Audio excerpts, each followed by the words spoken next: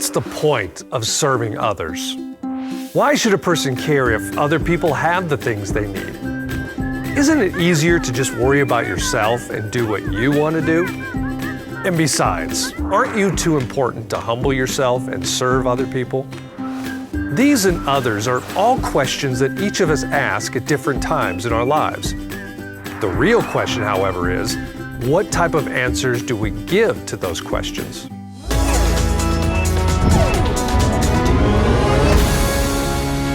Hello, and thank you for joining me. Today, I'm continuing my ongoing report about Jesus and the time that he spent in the city of Jerusalem before his death. In this report, we'll discover Jesus' approach to serving others, and we'll learn how his approach should be our approach too.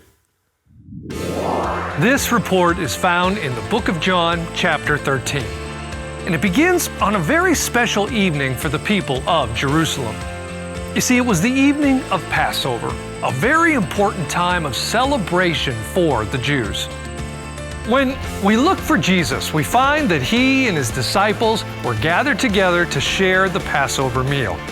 For this meal, they had everything they needed. They had a room, they had food, and they had each other for company.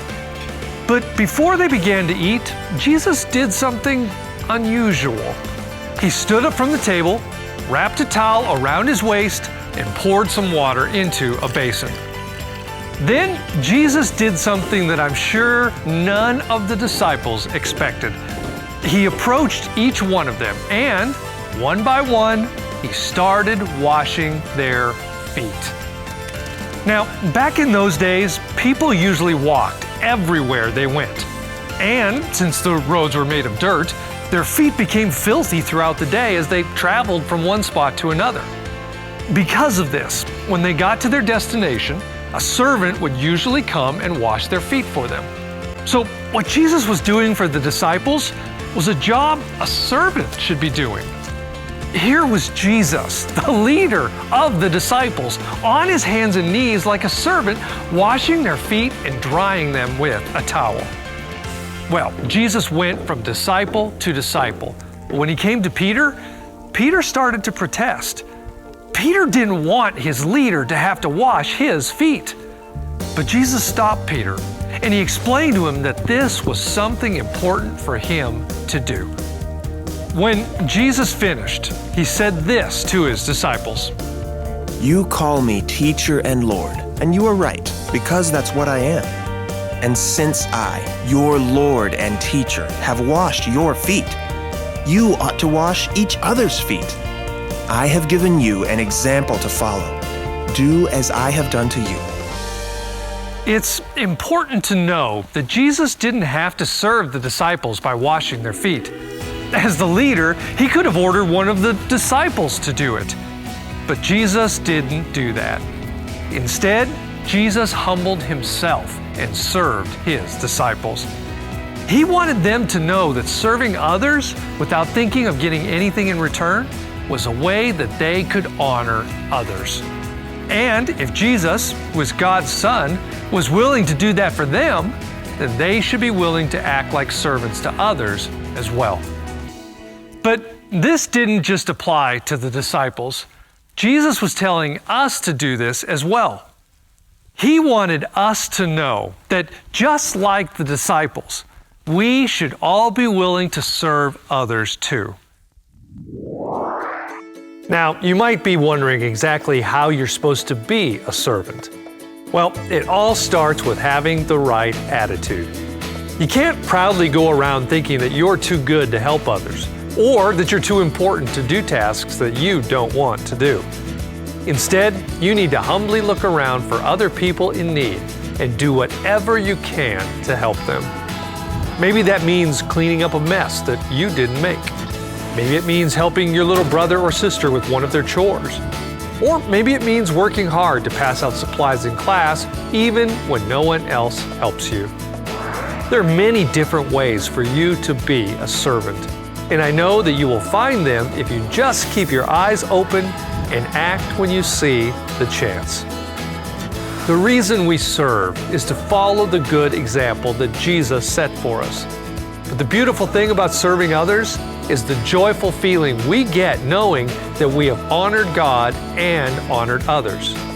In fact, when we serve others, that joyful feeling will make us want to serve again and again.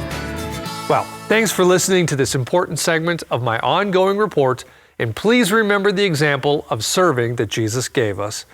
Let's all do our best and serve others the way that Jesus wants us to.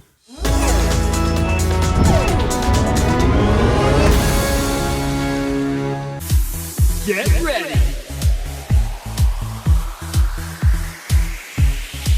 Go! Jesus came to save us. We know there's power in His name. We owe it all to Him who loved us. We owe it all to Him who came. So jump up, hands in fist bump. We win. So jump up, hands in fist bump. We win.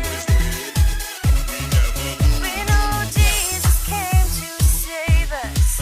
We know there's power in His name. We owe it all to Him who loved us. We owe it all to Him who came. So jump up, hands in fist bump. We win. So jump up, hands in fist bump. We win. So jump up, hands in fist bump. We win. So jump up, hands in fist bump. We win.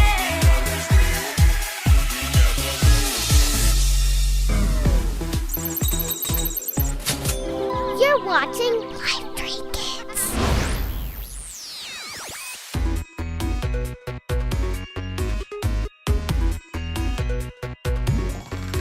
It's a great day to thank our God. It's the right time right now to give Him praise. 'Cause He loves us more than we could know. Gonna sing it out, shout it out. Everybody let it out. Oh, oh, oh. Oh, oh, oh. Oh, oh, oh. Oh, oh, oh. I just wanna jump, jump, jump to the sky. Gonna raise my hands and wave them side to side. Shout so loud so everyone can hear. Jesus is alive, hey, hey, and He loves me. And He loves me. God is perfect.